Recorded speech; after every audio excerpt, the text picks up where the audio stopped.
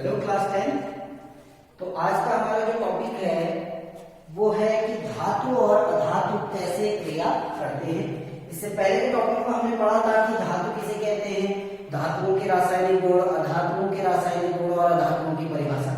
तो हम उससे आगे बढ़ते हैं कि यदि हमारे पास एक धातु है और एक अधातु है और हम दोनों की क्रिया कराएं तो वो क्रिया किस प्रकार होगी। तो ये ध्यान देना कि दो कंडीशन आपके सामने लेके आऊं। पहली कंडीशन कि जब किसी धातु की अभिक्रिया हम किसी अधातु से कराते हैं, यानी किसी मेटल की रिएक्शन किसी नॉन मेटल से हम कराते हैं, तो जो यौगिक बनेगा वो यौगिक आयनिक यौगिक होगा, यानी वो यौगिक आपका आयनिक यौगिक होगा।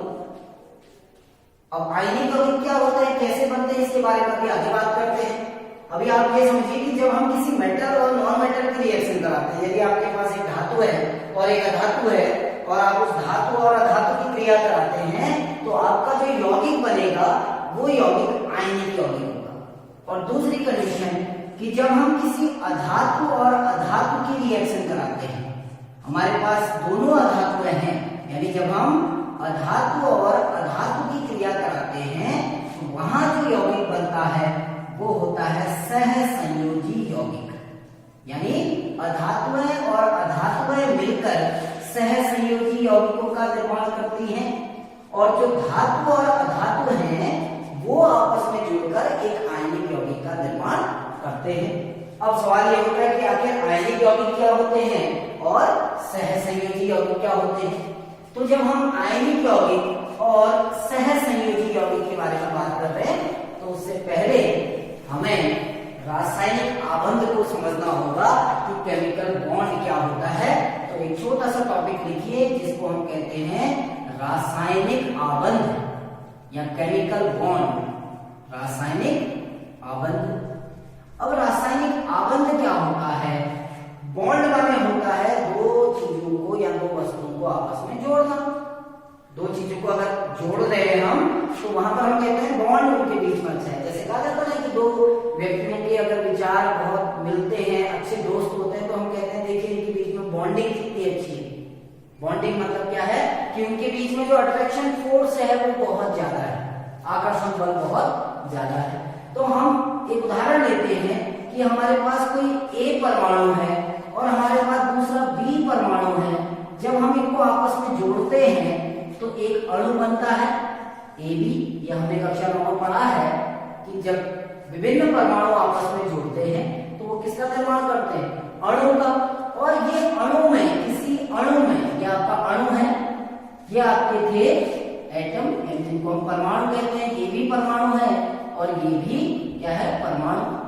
तो जब दो परमाणु आपस में जुड़कर अणु बनाते हैं तो इस अणु में ये दोनों परमाणु जिस आकर्षण बल द्वारा आपस में जुड़े होते हैं, दोबारा से सुनिएगा, किसी अणु में दो परमाणु या दो आयन, ये आयन भी हो सकते हैं A+ B-।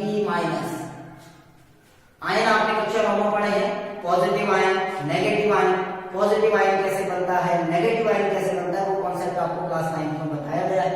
तो हम कहते हैं जब किसी अणु का निर्माण होता है तो उस अणु के अंदर जो परमाणु है या जो आयन है वो एक दूसरे से जिस आकर्षण बल द्वारा बंधे रहते हैं उस आकर्षण बल को हम नाम देते हैं रासायनिक आबंध या केमिकल बॉन्ड। बॉन्ड का मतलब है दो परमाणुओं को आपस में जुड़ना या दो आयनों का आपस में जुड़ना, और जिस बल द्वारा वो आपस में जुड़े रहते हैं उस बल को हम कहते हैं रासायनिक आबंध। ठीक हो गया। अब फिर से क्वेश्चन उठता है कि आखिर ऐसी क्या प्रॉब्लम है कि ये दो परमाणुओं को आपस में जोड़ना पड़ा। यानी सीधा सीधा सवाल है कि परमाणु आखिर एक दूसरे से अभिक्रिया क्यों कर रहे हैं, परमाणु एक दूसरे से क्रिया क्यों करते हैं। ये क्वेश्चन तो आएगा ना कि ये ए परमाणु है, बी परमाणु है, आखिर ये आपस में एक दूसरे से क्यों जुड़े। तो इनके जुड़ने का जो कारण है, अब वो कारण को मैं स्पष्ट कर रहा हूं कि आखिर इन्होंने आपस में क्रिया क्यों की और क्रिया करके अणु का निर्माण क्यों किया। तो आप देखिए कि इस ब्रह्मांड में जितनी भी वस्तुएं हैं या जो भी चीजें हैं वो सब स्थायी होना चाहिए। हम हैं, आप हैं, हम एक स्थायित्व को प्राप्त करने की कोशिश कर रहे हैं ना। आप पढ़ाई कर रहे हैं, क्यों कर रहे हैं? ताकि कल की डेट पे आप एक अच्छी जॉब आपको मिले, अर्निंग होने लगे, ताकि एक स्टेबिलिटी हो जाए, समाज में आपकी एक रेपुटेशन बने, एक ओहदा बने समाज में, है ना। तभी तो आप उसी लिए तो पढ़ाई कर रहे हैं। पढ़ाई करने का एम क्या है कि कल की डेट पे आपकी नॉलेज बढ़े और आप विभिन्न एग्जाम को क्वालिफाई करते हुए एक अच्छी जॉब प्राप्त करें, और जॉब प्राप्त करने के बाद आपका रहन सहन एक उच्च कोटि का हो जाए। वही है, हम क्यों पढ़ा रहे हैं? ताकि पढ़ाने से कुछ अर्निंग हो रही है, उस अर्निंग से हम अपनी घर को चला रहे हैं बढ़िया तरीके से, है ना। तो वैसे ही यानी हम जो भी काम कर रहे हैं वो किस लिए कर रहे हैं? स्थायित्व को प्राप्त करने के लिए। अगर मेरे पास बहुत सारा पैसा होगा, सपोज करो बहुत सारा पैसा होगा, तो शायद मेरी क्रियाशीलता शून्य हो चुकी होती, क्योंकि मेरे पास पैसा बहुत है तो मुझे पैसा कमाने की क्या जरूरत है, तो मैं घर में बैठा रहता, आराम से बैठा रहता ना, तो मेरी रिएक्टिविटी क्या हो जाती? जीरो हो जाती। मैं क्यों क्रियाशील हूँ?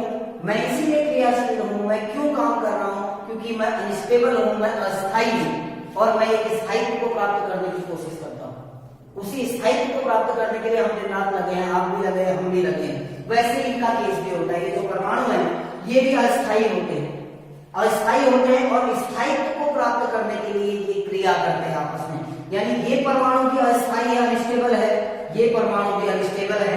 जब ये आपस में जुड़ते हैं और एक अणु का निर्माण करते हैं तो ये कैसे हो जाते हैं? स्थायी हो जाते हैं। यानी परमाणु, सीधा सीधा आंसर हमको क्या मिला?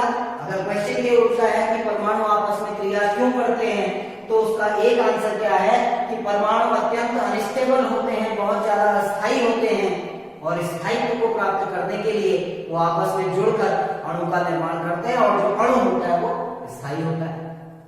क्लियर है? अब सवाल फिर से एक क्वेश्चन और उठता है कि ये आखिर अस्थायी, तो हमने कह दिया कि ये परमाणु अस्थायी है, लेकिन ये अस्थायी क्यों है? ठीक है ना, ये अस्थायी क्यों है? हम उस टॉपिक पे आते हैं कि आखिर ये ए और बी के परमाणु अनस्टेबल क्यों है। ठीक, अब देखिए कैसे हम इसको एक्सप्लेन करेंगे। हमारी जो पीरियोडिक टेबल है, उस पीरियोडिक टेबल में जो ग्रुप 18 है, जो अंतिम समूह है, उस अंतिम समूह में कुछ एलिमेंट हैं, आपके कुछ तत्व हैं। अब वो तत्व कौन कौन से हैं मैं लिख रहा हूं। Helium, neon, argon, krypton, xenon और रेडॉन। रेडॉन को हम छोड़ देते हैं, फिलहाल हम इतने लेते हैं। हीलियम, नियॉन, ऑर्गन, क्रिप्टन और जीनॉन। इनको हम कहते हैं नोबल एलिमेंट, या इसको हम कहते हैं उत्कृष्ट तत्व। उत्कृष्ट तत्व। पहले इनको अक्रिय एलिमेंट, जो नॉन रिएक्टिव एलिमेंट या अक्रिय तत्व कहते थे, लेकिन अब इनको उत्कृष्ट तत्व कहा जाता है। ये आदर्श तत्व भी कहलाते हैं, आइडियल एलिमेंट है। जैसे हमारे जीवन में कोई ना कोई आदर्श होता है ना, और हम उस आदर्श को यानी उस गोल को प्राप्त करने के लिए, जिस गोल तक वो व्यक्ति गया, हम उस गोल को प्राप्त करने के लिए हम क्या करते हैं? कार्य करते हैं, मेहनत करते हैं, और एक इच्छा होती है कि हम भी उसी पोजीशन पर पहुंचे जहां पर हमारा वो आइडियल पर्सन पहुंचा हुआ है। वैसे ही ये एलिमेंट्स के लिए आइडियल है। जैसे हमारे लिए अलग अलग आइडियल होते हैं ना, किसी के लिए एपीजे अब्दुल कलाम हो सकते हैं, किसी के लिए कोई, तो एलिमेंट्स के लिए ये आइडियल एलिमेंट है। यानी प्रत्येक परमाणु इनके जैसा बनना चाहता है, और प्रत्येक परमाणु की प्रकृति होती है कि वो इन तत्वों जैसा बनना चाहता है। अब बनेगा कैसे? ध्यान से सुनिएगा पूरे लेक्चर को कि इनके जैसे बनने का तात्पर्य क्या है। अब जब इनका हम विन्यास करते हैं, इन तत्वों का विन्यास करते हैं, तो हीलियम का परमाणु क्रमांक 2 है। जैसे जब इसका विन्यास करेंगे तो 2, ठीक, मैं 2-3 तत्वों के विन्यास लिख रहा हूं, सबके नहीं लिख रहा हूं, सबके सेम होते हैं। इसका विन्यास केवल 2 है, N2।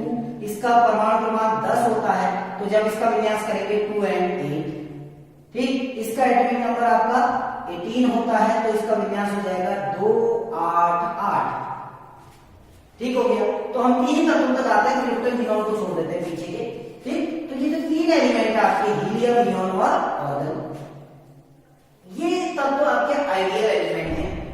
इनके जो बाह्यतम कोश है उसमें 8 इलेक्ट्रॉन हैं, और ये ध्यान देना केवल हीलियम को छोड़ के, हीलियम के बारे में भी बताता हूं। Neon, argon, krypton, xenon, radon, इन सब के जो बाह्यतम कोष है, जिसको हम संयोजी कोष कहते हैं, वैलेंस सेल कहते हैं, उस संयोजी कोष में कितने इलेक्ट्रॉन है? 8 इलेक्ट्रॉन। और इस 8 इलेक्ट्रॉन होने के कारण ये स्थायी होगी। अर्थात हमारा यही क्या निकली, यदि किसी तत्व के बाह्यतम कोष में 8 इलेक्ट्रॉन है तो वो तत्व कैसा होगा?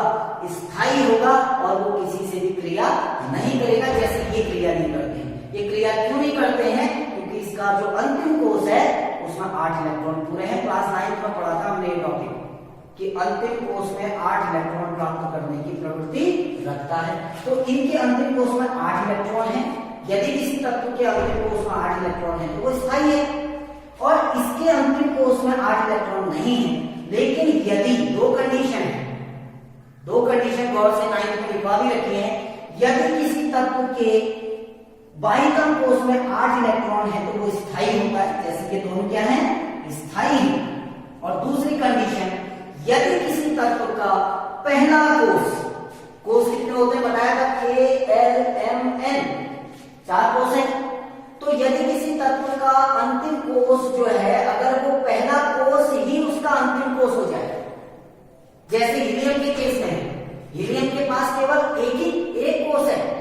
कौन सा कोष है? K। तो जब एक कोष है तो वही उसका अंतिम कोष है। और यदि किसी परमाणु का पहला कोष उसका अंतिम कोष होता है, और उस पहले कोष में 2 इलेक्ट्रॉन हो तो वो भी स्थायी होता है। इसको कहते हैं डुप्लेट। 8 इलेक्ट्रॉनों की व्यवस्था को ऑक्टेट कहते हैं, अष्टक, और 2 इलेक्ट्रॉनों की व्यवस्था को डुप्लेट कहते हैं। अर्थात किसी परमाणु का यदि पहला कोष अंतिम कोष है और उसमें 2 इलेक्ट्रॉन है तो वो भी स्थायी है, जैसे हीलियम के केस में। तो ये आदर्श आपके तत्व हैं। क्यों? क्योंकि हर कोई इनके जैसा बनना चाहता है। इनके जैसे बनने का तात्पर्य क्या है कि अंतिम कोष में या तो वो 8 इलेक्ट्रॉन प्राप्त करने की प्रवृत्ति रखता है, अगर पहला कोष अंतिम कोष है तो 2 इलेक्ट्रॉन प्राप्त करने की प्रवृत्ति रखता है। अब कैसे इस 8 इलेक्ट्रॉनों की व्यवस्था या 2 इलेक्ट्रॉनों की व्यवस्था को वो कैसे बनाएगा, उसके लिए हम बात करते हैं कि जो रासायनिक आबंध है, जिस टॉपिक पे हम बात कर रहे हैं कि कैसे कोई परमाणु इनके जैसी व्यवस्था को प्राप्त करेगा। जैसे हम उदाहरण लेते हैं कार्बन, एग्जाम्पल समझना। कार्बन का परमाणु क्रमांक आपका 6 है। जब हम इसका विन्यास करते हैं तो 2 और 4, समझ रहे हैं? इसके अंतिम कोष में कितने इलेक्ट्रॉन है? केवल 4। लेकिन इसको अंतिम कोष में कितने इलेक्ट्रॉन बनाने हैं? 8। अब 8 इलेक्ट्रॉन, अब देखिए 2 कंडीशन है। अगर 3 कंडीशन आपको बता रहा हूं, यदि ये कार्बन 4 इलेक्ट्रॉन त्याग दे, अगर कार्बन 4 इलेक्ट्रॉन का त्याग कर देता है तो इसके पास कितने इलेक्ट्रॉन बच जाएंगे? 2। अब ये समझिए, ये इसका पहला कोष है, ये दूसरा कोष है, ठीक। अब इसने 4 इलेक्ट्रॉन त्याग दिए तो इसका एक ही कोष रह गया। कौन सा कोष? पहला वाला। और पहले कोष में 2 इलेक्ट्रॉन है तो ये कैसा हो गया? स्थायी हो गया। समझ रहे हैं? अभी हीलियम भी कैसे बनाया था, अभी इसका विन्यास किसके जैसा हो गया? हीलियम जैसा। 4 इलेक्ट्रॉन त्यागने के बाद कार्बन ने अपने विन्यास को किसके जैसा बना दिया? हीलियम जैसा बना दिया। दूसरी कंडीशन हम ले रहे हैं, यदि कार्बन 4 इलेक्ट्रॉन ग्रहण कर ले। अब इसने 4 इलेक्ट्रॉन ग्रहण किए, 4 पहले से थे, 4 और 4 8, यानी इसका विन्यास क्या हो गया? 2,8। अब इसका विन्यास किसके जैसा हो गया? नियॉन जैसा विन्यास हो गया, तो भी ये कैसा हो गया? स्थायी हो गया। तीसरी कंडीशन, यदि ये 4 इलेक्ट्रॉन का साझा कर ले किसी दूसरे के साथ, शेयरिंग कर ले 4 इलेक्ट्रॉन की, तो भी इसका विन्यास किसके जैसा हो जाएगा? 2,8, यानी इसका विन्यास अभी भी किसकी तरह हो जाएगा? नियॉन की तरह। और ये तब भी कैसा हो जाएगा? स्थायी। यानी कहने का तात्पर्य है, कार्बन को यदि स्थायी होना है तो वो 3 कंडीशन उसको अप्लाई करनी पड़ेगी अपने ऊपर। या तो 4 इलेक्ट्रॉन त्यागने पड़ेंगे, या 4 इलेक्ट्रॉन ग्रहण करने पड़ेंगे, या 4 इलेक्ट्रॉनों का साझा करना पड़ेगा, तभी जाके वो स्थायी होगा। यानी कार्बन क्या करता है? या तो 4 इलेक्ट्रॉन त्यागेगा, या 4 इलेक्ट्रॉन ग्रहण करेगा, या 4 इलेक्ट्रॉनों का साझा करेगा। तो जो बंध बनते हैं वो कैसे बनते हैं? या तो इलेक्ट्रॉनों को त्याग कर या ग्रहण करके, या इलेक्ट्रॉनों की साझेदारी द्वारा। तो दो तरीके से बंध बन गए। एक तो जब उसने इलेक्ट्रॉनों का स्थानांतरण किया, लिया और दिया, एक तत्व इलेक्ट्रॉन दे रहा है, दूसरा उनको ग्रहण कर रहा है, तो वैसे बंध बनेगा। एक बनता है जब साझेदारी होती है, साझेदारी द्वारा भी बंध बनते हैं। जब साझेदारी द्वारा बंध बनते हैं उनको कहते हैं सहसंयोजी बंध, और सहसंयोजी बंध जहां बनेगा वहां कहलाएगा सहसंयोजी यौगिक का निर्माण। जहां इलेक्ट्रॉनों के स्थानांतरण द्वारा बनेंगे, यानी इलेक्ट्रॉनों को त्याग करके और इलेक्ट्रॉनों को ग्रहण करके जहां पर बंध बनेंगे उसको कहते हैं आयनिक बंध, और ऐसे यौगिक कहलाते हैं आयनिक यौगिक। अब कार्बन की केस में, अब कार्बन से हमने कहा कि 3 तरीके से बंध बना सकता है, लेकिन कार्बन द्वारा 4 इलेक्ट्रॉनों को त्यागना संभव नहीं होता है। ये मनमर्जी का खेल नहीं है कि कार्बन निकाल ले जाओ 4 इलेक्ट्रॉन, पॉसिबल नहीं, क्योंकि 4 इलेक्ट्रॉन, क्योंकि जब इलेक्ट्रॉनों को त्यागा जाता है तो ऊर्जा की आवश्यकता होती है बिना, क्योंकि इलेक्ट्रॉन जो है वो नाभिक से बदले हुए होते हैं। आपने क्लास 9 में बोर का एटॉमिक मॉडल पढ़ा है, रदरफोर्ड का मॉडल पढ़ा है, क्योंकि नाभिक पर धनावेश होता है, इलेक्ट्रॉन पर ऋणावेश होता है, तो इलेक्ट्रॉन जो होता है वो नाभिक से जुड़े हुए होते हैं, नाभिक अपनी ओर आकर्षित करता है। अब इस इलेक्ट्रॉन को बाहर निकालना है तो हमको इस आकर्षण बल से अधिक ऊर्जा देनी पड़ेगी, यानी जब इलेक्ट्रॉन को निकालना है तो हमें क्या देनी पड़ेगी? ऊर्जा। तो कार्बन जब 4 इलेक्ट्रॉनों को निकालेगा बाहर तो उसको बहुत अधिक ऊर्जा की आवश्यकता होती है, और इतनी ऊर्जा कार्बन परमाणु को नहीं दी जा सकती है, क्योंकि उसका स्वरूप चेंज हो जाएगा, कार्बन की पूरी जो उसकी संरचना है, जो स्ट्रक्चर है, एटॉमिक स्ट्रक्चर है, वो पूरी तरह खराब हो जाएगा। तो कार्बन द्वारा 4 इलेक्ट्रॉनों को त्यागने के लिए बहुत ज्यादा ऊर्जा की आवश्यकता है, जो देना संभव नहीं है। अब कार्बन द्वारा 4 इलेक्ट्रॉनों को ग्रहण करना भी संभव नहीं है। अब चलो त्याग नहीं रहा है, हमने कहा ऊर्जा चाहिए, अब ग्रहण क्यों नहीं कर सकता है? देखिए कार्बन का परमाणु क्रमांक 6, इसमें 6 इलेक्ट्रॉन है, 6 प्रोटॉन है, इसमें 6 इलेक्ट्रॉन है और 6 प्रोटॉन है। परमाणु भार 12 होता है, तो न्यूट्रॉन भी कितने हो गए इसमें आपके? 6 न्यूट्रॉन, यानी 6 इलेक्ट्रॉन 6 प्रोटॉन 6 न्यूट्रॉन, क्लास 9 में बताया है। अब ये ध्यान देखिए कि 6 प्रोटॉन 6 इलेक्ट्रॉनों को, क्योंकि प्रोटॉन कहाँ रहते हैं? नाभिक में। 6 प्रोटॉन है, उन्होंने 6 इलेक्ट्रॉन को बांध के रखा है, ठीक। अब हमने इसमें 4 इलेक्ट्रॉन और जोड़ दिए, तो इलेक्ट्रॉन टोटल कितने हो गए? 10 इलेक्ट्रॉनों को 6 प्रोटॉन बांध कर नहीं रख सकते। जैसे उदाहरण देता हूं, यदि मैंने अपने किसी एक बच्चे को पकड़ के रखा है, किसी एक व्यक्ति को, और 4 व्यक्ति आ गए, मेरी क्षमता एक व्यक्ति को पकड़ के रखने की है और वहां 4 और आ गए, तो मेरा हाथ से वो क्या हो जाएगा? छूट जाएगा, क्योंकि मेरी सामर्थ्य उतनी नहीं है।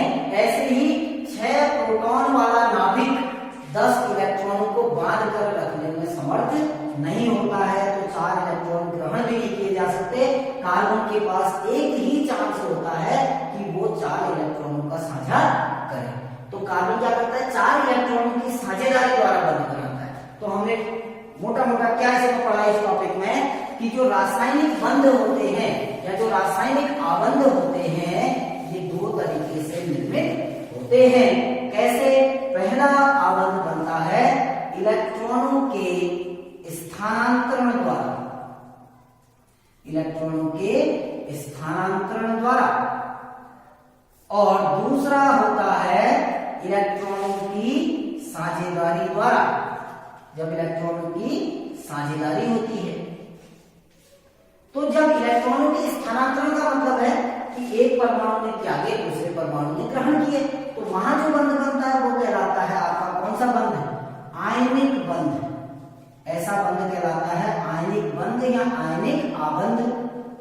और जब इलेक्ट्रॉनों की साझेदारी द्वारा बंध बनता है उसको कहते हैं सहसंयोजी बंध, उसको कहा जाता है सहसंयोजी बंध। और जहां आयनिक आबंध पाया जाएगा उन यौगिकों को हम कहते हैं आयनिक यौगिक, आयनिक यौगिक। और जहां सहसंयोजी बंध द्वारा यौगिक का निर्माण होगा उसको कहेंगे सहसंयोजी यौगिक। ऐसे यौगिक कहलाते हैं सहसंयोजी यौगिक। अब आपको एक छोटा सा आयनिक आबंध का उदाहरण देता हूं, उसके साथ ही अपने टॉपिक को खत्म भी करते हैं। कल नेक्स्ट टॉपिक में हम ये आबंध के बारे में पढ़ेंगे कि जो आयनिक आबंध होता है वो कैसे बनता है और सहसंयोजी आबंध कैसे बनता है, एग्जांपल के आधार पर समझेंगे। जैसे यहां पर मैं एक उदाहरण देता हूं, NaCl का निर्माण, NaCl का निर्माण। जैसा कि मैंने टॉपिक के स्टार्टिंग में आपको कहा था, सोडियम क्या है? धातु। क्लोरीन क्या है? अधातु।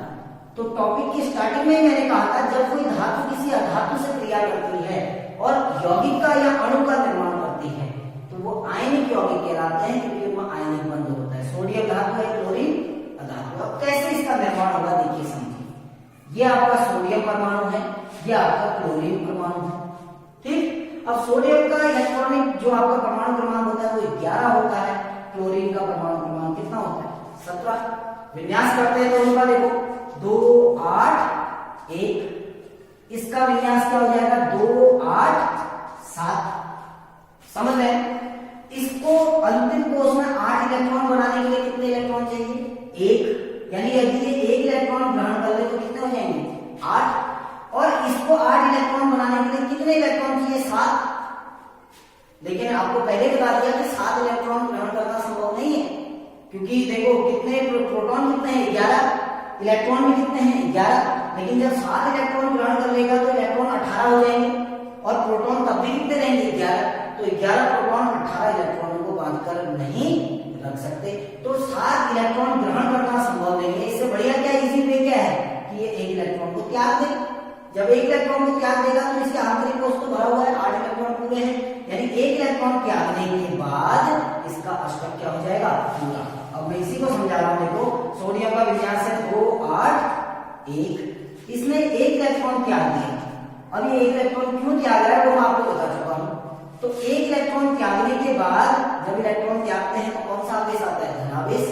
और धनावेश आने के बाद इसका विन्यास क्या हो गया? 2 8, किसके जैसा हो गया? नियॉन जैसा। तो ये स्थायी हो गया, ये तो अस्थायी था, लेकिन 1 इलेक्ट्रॉन त्यागने के बाद कैसा हो गया? स्थायी हो गया। हो गया ना? ऐसे देखो दूसरा केस हम लेते हैं क्लोरीन का। क्लोरीन के पास 17 इलेक्ट्रॉन होते हैं, विन्यास करेंगे तो 2 8 7, अंतिम कोष में कितने इलेक्ट्रॉन है? 7। तो सोडियम ने जो 1 इलेक्ट्रॉन त्यागा है, यदि इस 1 इलेक्ट्रॉन को क्लोरीन ग्रहण कर ले, इलेक्ट्रॉन दिया किसने? ध्यान देना, इलेक्ट्रॉन दिया है सोडियम ने। इस सोडियम द्वारा दिए गए 1 इलेक्ट्रॉन को यदि क्लोरीन ग्रहण कर ले तो क्लोरीन का विन्यास क्या हो जाएगा? 2 8 और 8 हो जाएगा ना। और ग्रहण करने के बाद क्लोरीन क्या बनाएगा? ऋणायन, Cl नेगेटिव, क्योंकि जब इलेक्ट्रॉन ग्रहण किए जाते हैं तो ऋणात्मक आवेश बढ़ता है। और विन्यास क्या हो जाएगा? 2 8 और 8, किसके जैसा हो गया? ऑर्गन जैसा विन्यास हो गया। हो गया ना? तो यहाँ भी ये भी स्थायी हो गया, ये भी स्थायी हो गया। सोडियम 1 इलेक्ट्रॉन त्याग कर स्थायी हुआ, क्लोरीन 1 इलेक्ट्रॉन ग्रहण कर स्थायी हो गया, दोनों स्थायी हो गए। तो हमारे 2 टाइप के आयन मिले हमें, एक Na पॉजिटिव, एक Cl नेगेटिव। और हमको पता है कि जो विपरीत आवेश होते हैं वो एक दूसरे को क्या करते हैं? आकर्षित करते हैं। और ये जो आकर्षण बल इनके बीच में कार्य करता है, धन और ऋणावेश के बीच में, इसी आकर्षण बल को हम क्या कहते हैं? आयनिक बंध। तो आयनिक बंध आई होप आपको समझ में आया होगा कि खेल किसका है? सारा खेल है स्थायित्व को प्राप्त करने का। स्थायित्व को कैसे भी प्राप्त करें, चाहे इलेक्ट्रॉन देकर प्राप्त करें, चाहे इलेक्ट्रॉन ग्रहण करके, चाहे साझेदारी करके, लेकिन कंडीशन जरूर याद रखना कि ऐसा नहीं कि किसी के अंतिम कोष में 7 इलेक्ट्रॉन है, हमने त्याग दिए। 7 इलेक्ट्रॉन त्यागना संभव नहीं है। ऐसे ही किसी के अंतिम कोष में 1 इलेक्ट्रॉन है, अब 8 पूरे करने हैं तो हम इसमें 7 जोड़ेंगे नहीं, क्योंकि 7 इलेक्ट्रॉन ग्रहण करना है या 7 इलेक्ट्रॉन त्यागना संभव नहीं है। तो कल के टॉपिक में हम बात करेंगे कि आयनिक आबंध क्या होते हैं और सहसंयोजी आबंध क्या होते हैं।